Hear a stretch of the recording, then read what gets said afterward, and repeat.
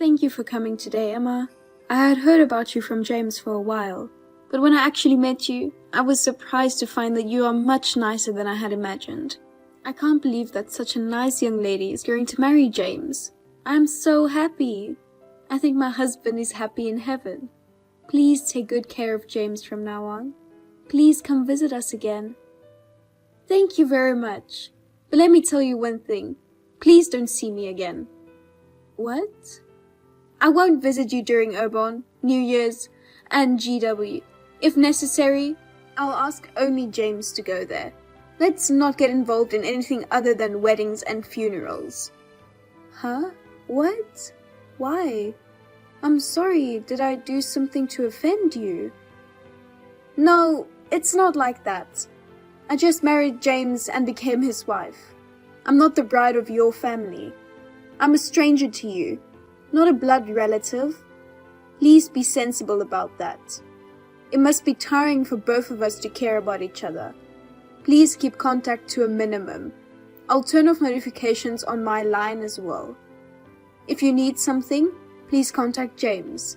But please don't rely on James too much, just because he's the eldest. Don't rely on him too much. I'll invite you to the wedding, but please don't do anything harsh. Do you understand? Huh? I understand. I was told something like, did I do something rude? Was Emma mad at me? Oh, I forgot to tell you, Mom. I'm sorry. Emma was not mad at you. She's just a little cautious. Wary? You mean she's shy? That's not what I meant. To tell the truth, Emma's mother and her grandmother on her father's side had a very bad relationship. Her mother and father's grandmother had a very bad relationship.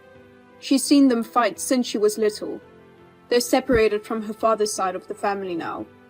She's wary of her mother-in-law. It's not about my mom. That's what you meant. I don't want to do anything to Emma. It's like a trauma.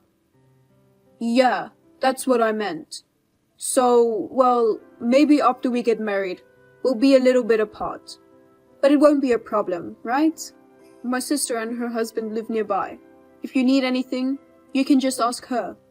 It's true that Ava stays here too. I'm sure I won't be in trouble, but it'll be a little lonely. We got to know each other so well. Well, what can we do? Once we got married, we'd have drifted apart sooner or later. We're a single mother family, and Emma's family is different from ours. Don't do anything unnecessary at the wedding. Just sit quietly in your seat. Status? I don't know, but, well, if that's the case, I don't mind if Emma does as she wishes. What's more important is that you two are happy as a couple. I hope she'll let her guard down in time.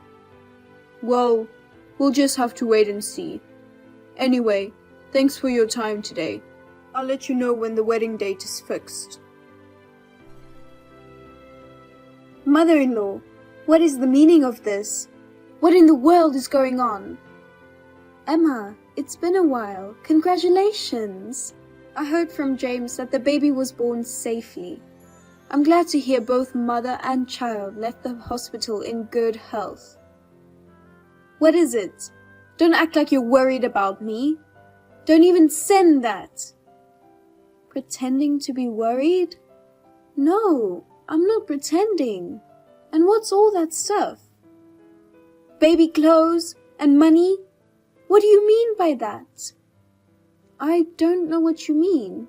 It was supposed to be a baby gift. A small gift. I heard you were going to buy baby clothes. I thought I'd get her some clothes for everyday use. A bib and... I'm sorry. You didn't like it? You've finally shown your true colors. Sending me those cheap clothes and money like that? Like you're trying to ingratiate yourself with me. Are you trying to appeal to your grandchildren? My son is mine and James. He's not your grandson. Just because my son was a boy, you'll say something about an heir. Huh? I didn't mean it like that. There's no room for carelessness. I thought you've been quiet for the past 3 years. You think you can catch me with that cheap stuff? It's just a nuisance. That's why mothers in single-parent households are. I didn't mean it like that. I just wanted to congratulate you. I didn't even know the sex of the baby until just now. No need to make excuses. The child is not your grandchild, and he's not your heir. Besides, there's nothing to inherit from a poor family with a single mother. I never said that. I never thought so. Why do you say that? You're playing the victim. It's so obvious. They don't send unconditional congratulations. We know what they're trying to do. They're just trying to get us with cheap stuff and money. They want us to take care of them in their old age. Don't think you'll get your way.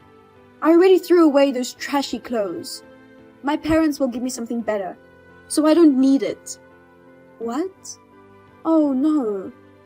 Please don't waste your time like this. No matter how much you try to curry favor with me, I will not associate with you or your relatives. I won't care for my mother-in-law at all. I won't even let my children see her. And please, don't get involved with James anymore. Wait, Emma, you've misunderstood me. Please listen to me. No, there's nothing more to talk about. Pretend we're not here. Goodbye. Mom, what are you doing? I was just getting out the hospital and taking it easy. Don't make Emma angry. I don't know why Emma got mad at me. I just sent my congratulations. I don't know if she blocked me or what, but she hasn't responded. I told you not to interfere as much as possible, but you went to the trouble of sending a congratulatory gift. I don't even know if it was a gift.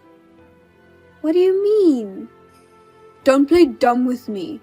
Emma was right after all. What did you want us to do with the $3,000 you sent? Were you going to ask us to give you your grandchild? Or you think you would be able to obligate us to live with you? With a mere $3,000.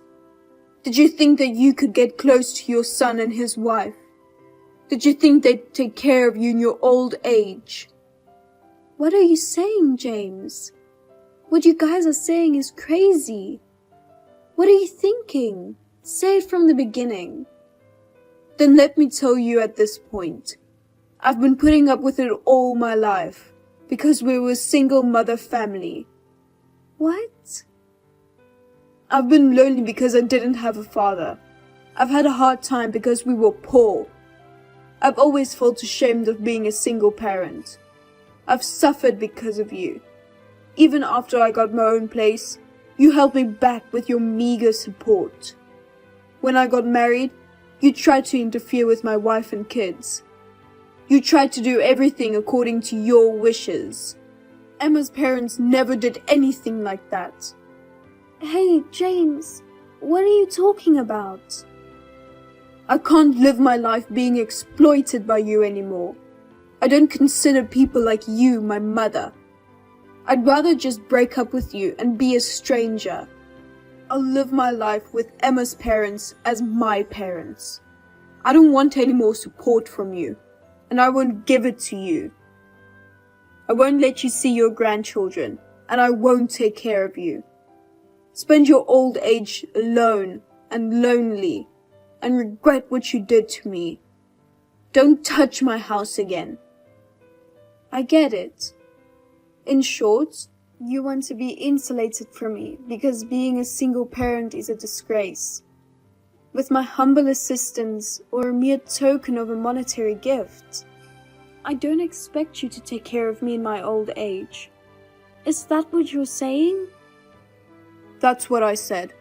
It's really annoying, so don't ever get involved with us again. I see. Then, will you get out of my house? Huh? Why? Is the house the apartment we're living in now? Yes. If you don't want my help, I suggest you get out of that apartment you're living in. No, why? This is the apartment I've lived in since college. I don't need my mother telling me to move out. I do. That apartment you guys are living in, I'm the owner. Huh? owner? Yes. I bought it about 10 years ago. I own the whole place. What? You're lying. It's true. That's why you guys are living there. That's why you guys get to live there for 60% less than the other apartments. Remember when you started college and lived on your own? I introduced that apartment to you. Don't you remember? I did, but I can't believe you're the owner. That's impossible. Where would you get that kind of money? What do you mean, where? Of course, it's my own money. It's not that big, but I'm the president of an apparel company.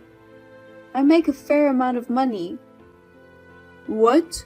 President? No. Of course not. We've always been poor. Mom, you were always working to make money. You left me and my sister to the neighbor lady. Neighbor lady? Is she Olivia who used to come to our house? She was my nanny. What? A nanny? When you were little, about a year after your father passed away, the new company I was starting took off and I got busy. I hired Olivia to take care of the housework and babysit. You're talking about Olivia, aren't you? What? A nanny? We could afford that? Why do you think we were poor in the first place? I never given you a hard time financially. I never made you lack for food or clothes. I took you on all kinds of fun and vacations. I sent you to the schools you wanted to go to, from elementary school through high school. I didn't give you hand-me-downs or second-hand school supplies. We gave you brand new ones. I gave you all the club activities and lessons you wanted. I even allowed you to go to college without a scholarship. I never took a penny from you. When have I ever exploited you? Well, no, because when Emma found out I was from a single-parent family, she told me how hard it was for you to be poor, and how lonely it was not having a father. She said she felt sorry for me because my mother exploited me. She always comforted me. That's when I realized we were poor. I thought, what's that? Emma must have had a preconceived notion that a single mother family means poor. And since you don't know any family with both parents, because you don't know any family with both parents are present, you just assumed it was true because of what Emma told you. That's why I thought you were being so harsh to me. That's why. Sorry, Mom. You know, when I think about it, you even paid for my college tuition. You always sent me enough money. We never had a hard time with money. We had a much better life than most people. But I forgot about that. I'm sorry. I was so ungrateful. Don't apologize. I feel better now that I know why you guys hated me. Mom, well... Okay, back to the apartment. I'm going to change the rent back to the regular rent in the next month or so. What? Wait, why? Why what? You don't need my help anymore, do you? If you want to keep living there, pay the regular rent. If that's not possible, then you'll have to move out. Wait a minute. Why? You just cleared up that misunderstanding. I apologized. You said you feel better. All I understood was why you guys were being so stubborn. The condo is a different story. I don't think so. You don't want to think of me as your mother. That you're ashamed of being a single parent. You've suffered because of me. With the same mouth that you said you wanted to cut ties altogether. And now that you've apologized, you want me to continue to support you. I don't think you intend to say something shameless like that, do you? No, that's... Words are like bullets. They hurt people easily, and they can't be taken back. I've already lost my patience. I'm going to do you guys a favor and completely cut you off. No help until now. No help from now on. Even after the worst happens to me, I'll leave my inheritance, my company, and everything to Ava. I've already decided where I want to spend my old age. Oh, and you don't have to pay back the money I gave you in college, and the money for the baby shower gift. Wait, Mom, we can't afford an apartment. We just had a baby. We can't afford to raise the rent or move. Why are you saying such a pessimistic thing? Where's that tough attitude you had when you pushed me away? I'm truly sorry. Please forgive me, Mother. I've already made up my mind. You and your wife can talk about the rest. Mother-in-law, I'm very sorry until now. I heard from James. I've misunderstood you, my mother-in-law. I've been outrageously rude. For 3 years. I am truly sorry. Well. Thank you for contacting me despite your busy schedule. But there's no need for you to apologize. I'm fine.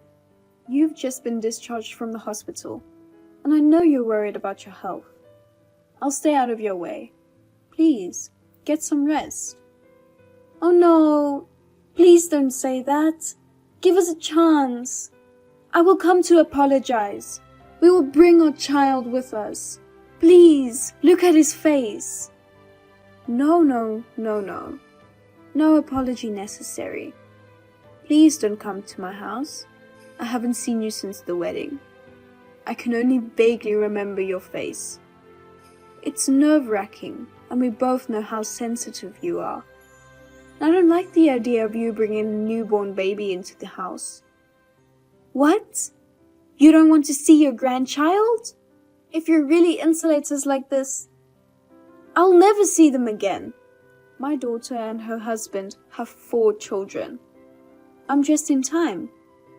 Besides, they are your children, not mine. Not my grandchildren, right? No, it's not. And you're using your children as a shield to cover up what you did. I don't think that's a good idea. No, I didn't mean it like that. I'm really sorry about... And the baby shower gift. Please allow me to express my belated thanks. I'm sorry about the baby clothes. I'm sorry too. Those baby clothes you threw away because they were cheap? They were my company's baby products. What? Cheap-looking baby clothes made by my company. It wasn't an appropriate celebration. My daughter was happy to use them, so I misunderstood. I'm so sorry. No. I'm so sorry. Again and again. Really, Oh my. Ever since I was a little girl, I watched my mother being bullied by her grandmother. I've had a lot of sarcastic comments myself. I thought if I got married and she served me like that, I thought about the possibility of having my children taken away from me. I was really scared. I really didn't want to get involved in a wife-mother-in-law problem. I understand that your grandmother is a very troubled person. I know that there are people like demons in this world. But my grandmother and I are different people. She's not a creature called a mother-in-law, but a human being. And when I do not do anything, I am harshly rejected. I feel sad and hurt. I'm sorry. I don't know your mother-in-law well. I was caught up in preconceived notions and did a terrible thing. I'm really sorry. No more apologies. I don't need your mother telling me to move out. I'm also concerned about your physical condition right after the birth. I also need you to cool down a bit. Let's keep our distance for the time being. We'll talk about it when you've calmed down. Yes. Well then, take care of yourself. I'll see you again sometime. After that, I received a polite letter of apology from Emma. Emma's parents, who had no idea what was going on, bowed down to me. It seemed that the misunderstanding had been cleared up, so I made peace with Emma. However, James went out of control. He was so eager to somehow get my permission to continue my support. He would storm into our house early in the morning or late at night before or after work. He would pull our newborn child away from Emma. He tried to bring him to our house, which was a 2-hour drive away. He would put himself on the back burner and say to Emma, "It's your fault," and so on. He caused me and Emma and others a lot of trouble. He eventually charged in and was caught by his sister, Ava. She tightly gripped him, and it seemed like he finally came to his senses. However, it seems that James, who went out of control, scared her so much. At Emma's request, James and his wife are now living separately with divorce in mind. James is unable to see his wife and children freely and is living alone and lonely. It may be Emma's fault for imprinting her beliefs on James, but the worst is James, who then went off on a tangent based on his own feelings. I'm really ashamed of myself. As for me, when I was able to get rid of the tension between Emma and myself, we've been giving each other gifts such as mid-year gifts, year-end gifts, birthday gifts, etc. We are continuing to communicate with each other with a good sense of distance. I hope our relationship will continue in a relaxed manner.